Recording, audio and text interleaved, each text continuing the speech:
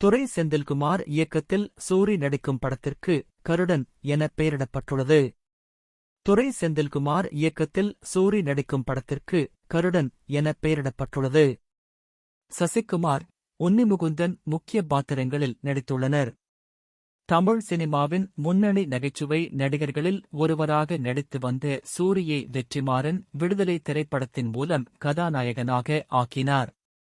அந்த படத்தை தமிழ் ரசிகர்கள் ஏற்றுக்கொண்டதை அடுத்து சூரி தொடர்ந்து கதாநாயகனாகவே சில படங்களில் நடித்து வருகிறார். விடுதலை 2 மற்றும் கொட்டுக்காளி ஆகிய படங்களை முடித்து சூரி அடுத்து நடிக்கும் கருடன் படத்தை இயக்குனர் துரை செந்தில்குமார் இயக்குகிறார். இந்த படத்துக்கு கதையை இயக்குனர் வெற்றிமாறன் எழுதியுள்ளார். இந்த படத்தில் சூரியுடன் முக்கிய வேடங்களில் சமுத்திரக்கனி மற்றும் சசிகுமார் நடித்துள்ளனர். இந்த படத்தின் ஷூட்டிங் சமீபத்தில் நிறைவடைந்துள்ளதாக சூரி தன்னுடைய சமூக வலைதள பக்கத்தில் சூரி அறிவித்துள்ளார். இந்த படம் மார்ச் 29ஆம் தேதி ரிலீஸ் ஆகஸ்ட் வாய்ப்புள்ளதாக சொல்லப்படுகிறது.